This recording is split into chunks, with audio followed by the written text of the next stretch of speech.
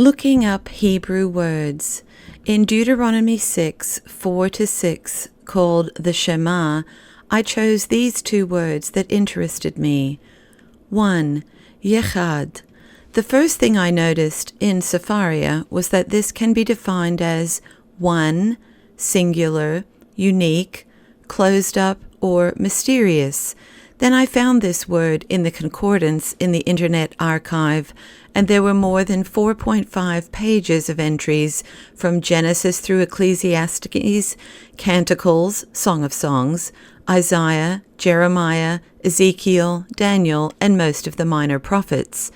In other words, each book of the Old Testament except Lamentations, Joel, Micah, Nahum, and Habakkuk has at least one instance of this word. The italicized translations included at least 74 variations. I may have missed some.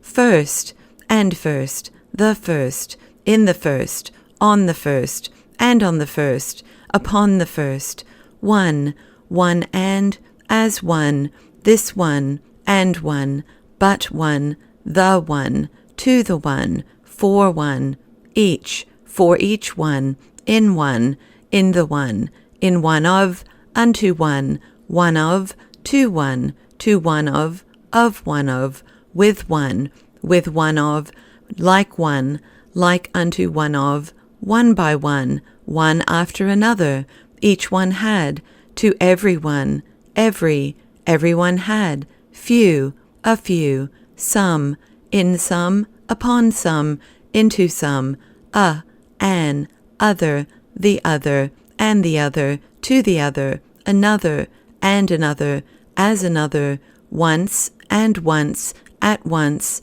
any of, against any, anything, to any, into any, within any of, from any of, a man, each man, a piece, 11, alone, certain, a certain, only, the only, together, alike, but altogether. I must admit, this was a much greater number of variations than I had expected. This really solidified in my mind the great difficulties involved in translation, and is a great example of why every Bible translation is an interpretation, as Gorman said, and that each translation represents a large number of decisions and judgments to determine the best rendering in our target language of English. The entry for this word in the Theological Word Book of the Old Testament defines it as one, same, single, first, each, about, and says that it occurs 960 times as a noun, adjective, or adverb, as a cardinal or ordinal number, often used in a distributive sense. I appreciated this descriptor very much, as it immediately brought to mind the Trinity. It stresses unity while recognizing diversity within that oneness. I am bookmarking this resource as a particularly good one to return to again and again in preparing for any kind of writing or teaching. 2. Me'od. The first thing I noticed for this word in Sepharia was that this can be defined as exceedingly, much, might, force, abundance, or muchness. The concordance carried fewer than 2 pages worth of instances of this word, included in every Old Testament book except Leviticus, Proverbs, Ecclesiastes, Hosea, Amos, Jonah, Micah, Habakkuk, Haggai, and Malachi. The italicized translations included 28 variations: very, greatly, great, exceedingly, exceeding, sore, so sore much, very sore, never so much, much, very much, mighty, mightily, thy might, his might, louder, good, diligently, diligent, far, quickly, strength, especially, well, right well, utterly, fast. The entry for this word in the Theological Word Book of the Old Testament, incidentally the first full entry for the letter Mem, defines it as exceedingly, much, force, abundance, and says that it is used 300 times in the Old Testament, mainly as an adverb. It describes it as a substantive, notably in this Deuteronomy passage. I appreciated the comment that the three parts of Deuteronomy 6:5, heart, soul, muchness, were chosen to reinforce the absolute singularity of personal devotion to God and to accent the superlative degree of total commitment to Yahweh. I love this.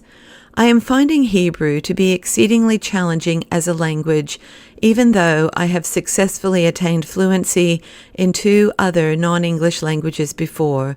Part of it is the Hebrew alphabet with almost no overlap with any other alphabet I know.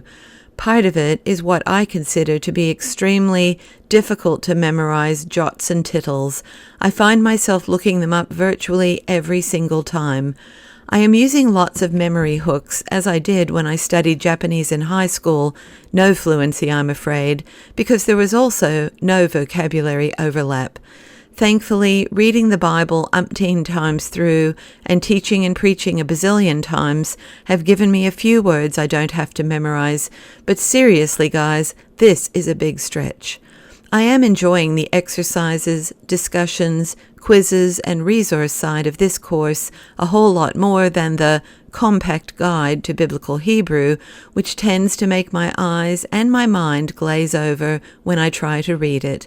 Even though vocab memorization is a challenge, I'm also enjoying that, but I honestly don't expect to retain many of those words past the end of the next week. I made online flashcards, which helped me a lot. It's super helpful to me to learn about some better concordances, dictionaries, commentaries, and so forth. I'm very thankful for these and have already purchased a few extra commentaries as a result of this week's reading. I tend to use 3 to 5 commentaries for each sermon or teaching I prepare, and I can't wait to dive into the Catholic one especially, as I treasure learning as much as I can from various streams within the body of Christ. I often get asked, which Bible translation is the best in Bible studies I lead, so I made a handy-dandy chart from Gorman's recommendations for exegesis and put it on my website so I can find it quickly. What do you guys think? If a translation is not considered acceptable for exegesis, is there any good reason why we would ever recommend it to someone else?